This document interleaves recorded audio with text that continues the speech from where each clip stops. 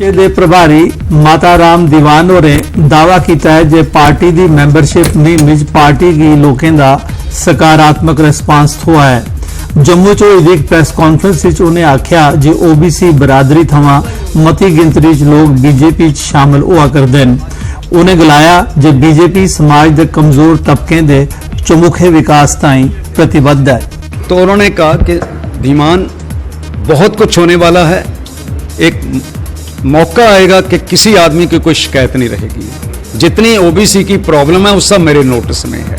उन्होंने हमें बहुत एनकरेज किया कि अभी तो शुरुआत है, जब ये शुरुआत आगे बढ़ेगी तो इसके नतीजे बहुत ही अच्छे निकलेंगे। जो मेरे भाई ओबीसी के बहुत दबे हुए बैठे थे कि हमें पॉलिटिकल। प्रदेश बीजेपी लीडर ते एमएलसी विबोध गुप्ता होरें रजौरी जिले के दूर दरेडे इलाके शादरा शरीफ विच बीजेपी मैंबरशिप मुहिम चलाई।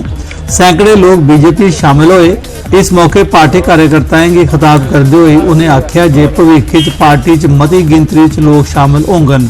उन्हें कांग्रेस ने इल्जाम लाया है जे सेंटर आसिया गरीबें ताईं चलाई जा रही योजनाएं दा लाभ सिर्फ बीजेपी कन्नै जुड़े दे लोकें गी गै थोआ करदा है, आम गरीबें गी कोई लाह नहीं पुज्जा करदा।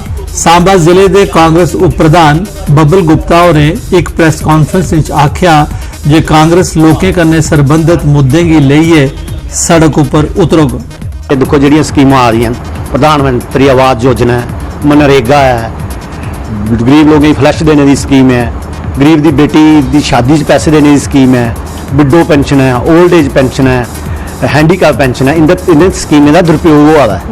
जेडे देखो एक पॉलिटिकल पार्टी की तरफा एक ऐसा मुहिम चलाई गई है, पिक एंड चूज का बनाया गया सिस्टम।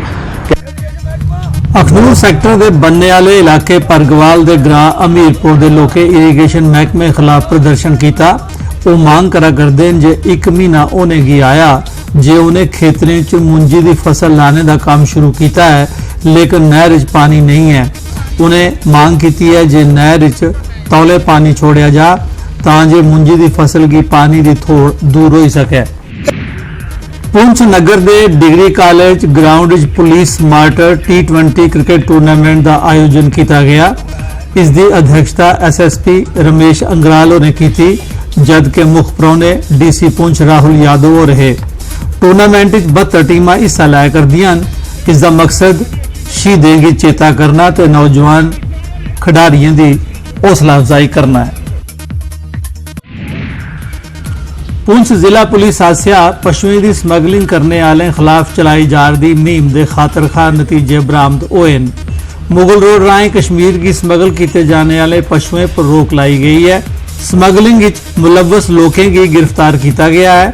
सुरनकोट थाने पशुओं की स्मगलिंग के 4 ताज़ा मामले दर्ज किए गए। इस सिलसिले 4 जने की गिरफ्तार किया गया है।